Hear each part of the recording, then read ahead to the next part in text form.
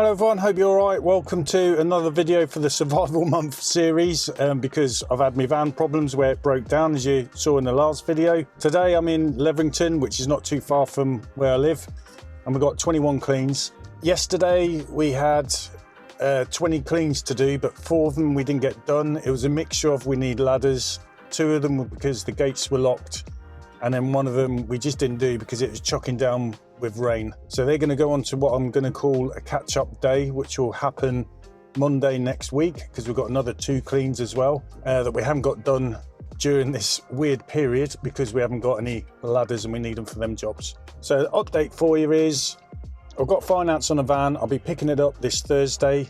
So I'm going to get the train up there. It's just a 2-hour drive back with the van. Then I'm going to hand back this van I've got, which I've hired from a company called Eastern Vans near me. And once I've returned that, I'm then going to fit a roof rack bar. It's a Rhino roof rack, which I've ordered. That will go on my van. And then the following day, the Friday, we're going to drive down. It's about an hour to get to the garage where my knackered van is. And we're going to strip out all my equipment. And I'm going to get my ladders off there, put them on my van. And then I'll be good to go. I'm working this Saturday and I need the ladders for that job. And I'll also ring up Xline to get my van booked in to be Rhino lined and then have my old kit and electric reels and a split relay charger and all the stuff I need installed into the new van.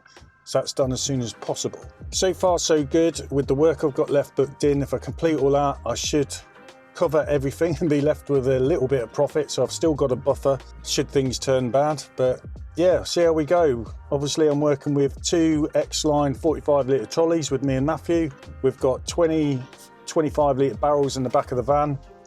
I've actually not been doing too bad. It is harder work, obviously, than when you've got a tank in the van, but it is definitely doable. The only thing against this is the lack of light, because it's getting dark by 4:30 and that's going to get early as we go. Hence why I want to get my old kit installed in the new van as soon as possible. So follow along and see how we get on today.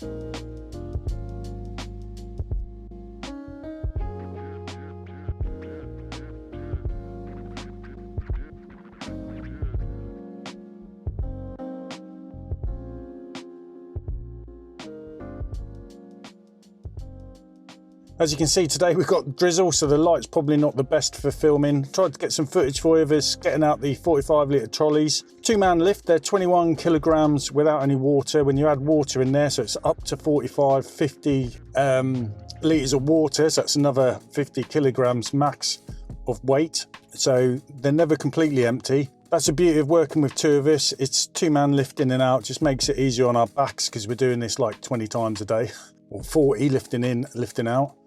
And yeah, barrels of water, you just stick them on top, 30 seconds to get a complete barrel of water into the trolley. It's nice and high, whereas the gardener's backpack, that's down low to the ground and you're bent over, so you feel it on your back. So the 45 litre trolleys are really good.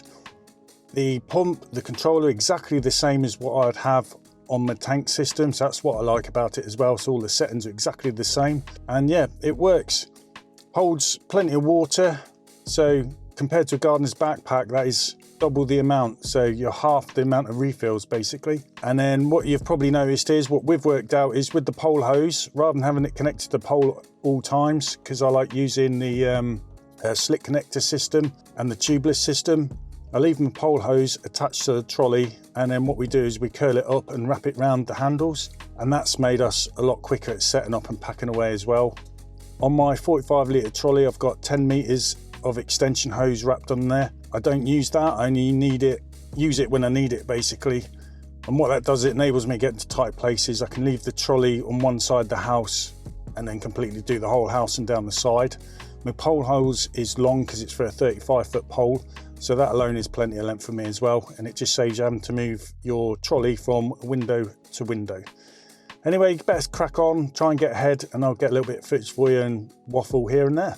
Another good point about using the 45 litre Xline trolleys is leave about, say, 5 to 10 litres of water inside the trolley. Because of its capacity, you can still fit in another 25 litre barrel. And if you keep doing it that way, I find it's good enough to keep my workflow going well. And the problem is with any trolley system is once you run completely out of water, you're going to start drawing air and it's going to create an airlock. So if you always make sure there's a bit of water left inside the trolley, it will avoid all that. And like I said, with the Xline trolley, even by doing that, you've still got room to put in a complete 25 litre barrel. Whereas if you did that with a gardener's backpack, it's a bit more harder to manage just because of the capacity of that. Not knocking gardener backpacks at all, I think they're great, but I am loving the Xline trolleys.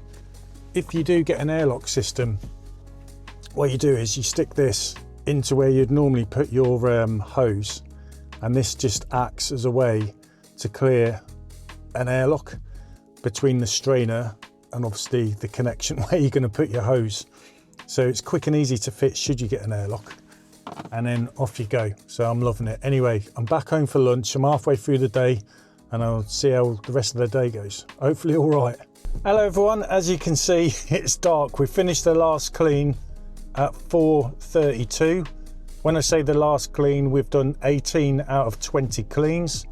One of them's a small one, so that'll be easy to catch up. The last clean that we haven't managed to do was something we were going to speak to the customer to anyway. We did send the messages out earlier today, but we haven't had a reply back. The particular customer would probably want the last clean to be done closer to Christmas. So we were going to ask, do you want us to miss this one and we'll do the clean near Christmas for them? But they haven't got back. And we ran out of time anyway, so I'm sure we'll square that one away. Right, working with barrels is hard work, especially with the amount of work me and Matthew got on. It's doable some days, and some days it tends to be hard. I think the days where the work's compact and you've parked the van in one place and you've got 3 or 4 houses, them days are all right. It's when there's more driving around, finding it a bit harder, because it is just slower to work from as opposed to a tank. But I'll be there in a couple of days' time, having my own van back, but we'll still be working off the barrels and see what date Xline come up with. So yeah, if you like, subscribe, do that please, it helps me out. Follow along, see how we get on with this survival month, but I'm pretty certain we're going to get through it and come out the other side. But yeah, take care, look after yourselves.